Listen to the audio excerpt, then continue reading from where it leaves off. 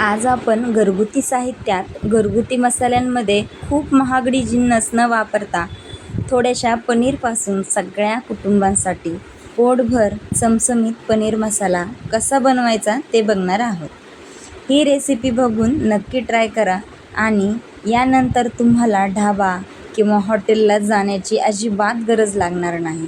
कमी साहित्यात चमचमीत बेत तुम्ही सुद्धा नक्की करून बघा. रेसिपी नेहमीप्रमाणे भरपूर टिप्ससह तुमच्यासोबत मी शेअर केलेली आहे, म्हणून ती अगदी शेवटपर्यंत नक्की बघा. चला तर मग आजच्या रेसिपीला सुरुवात करूया. पनीर मसाला बनवण्यासाठी आपण एक पॅन किंवा कढई गरम करत ठेवत आहोत.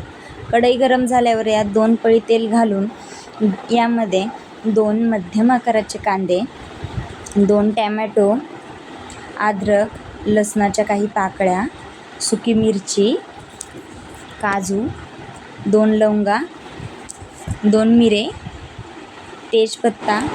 आता हे व्यवस्थित मिक्स करू. यात पनीर मसाला, लाल तिखट घालून मिक्स करून घेऊ. आता यात थोडे पाणी घालून याला 5 मिनिटे झाकून ठेवू. मसाला होईपर्यंत आपण पनीरचे तुकडे करून घेऊ. तुम्हाला आवडेल अशा साईजमध्ये पनीर कापून घ्या.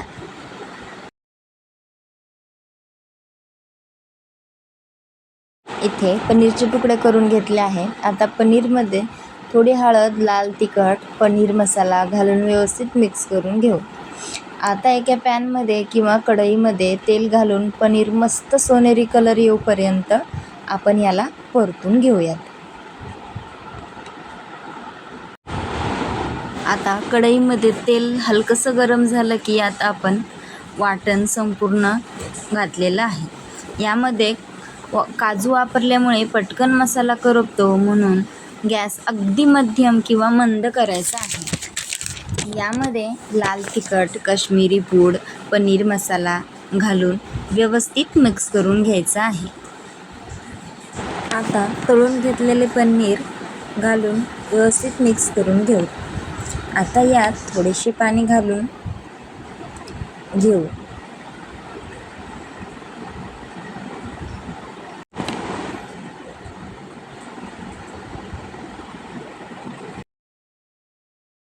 साधारण याला 5 ते 7 मिनटापर्यंत उरला सुरला कच्चेपणा निघेपर्यंत परतून घेणार आहोत. तुम्ही बघू शकता याला कलर हलकासा बदलत चालला आहे. जसं जसं वाटण परतत जाईल तसं तसं याला छान तेल सुटत वास सुगंध यायला सुरुवात होतो. आता यात कसुरी मेथी घालून घेऊ. बघू शकताय किती कलर सुरेख आला आहे आपल्या भाजीला. मस्त गरम गरम रसरशीत कोणतीही महागडी जिन्नस न वापरता या पद्धतीने चमचमीत भाजी करून बघा. ही भाजी चपाती किंवा तंदूर रोटीबरोबर अफलातून लागते. अशी ही भाजी, असा हा बेत तुम्ही नक्की करून बघा आणि रेसिपी आवडल्यास लाईक, सबस्क्राईब करा आणि बाजूची घंटा नक्की क्लिक करा.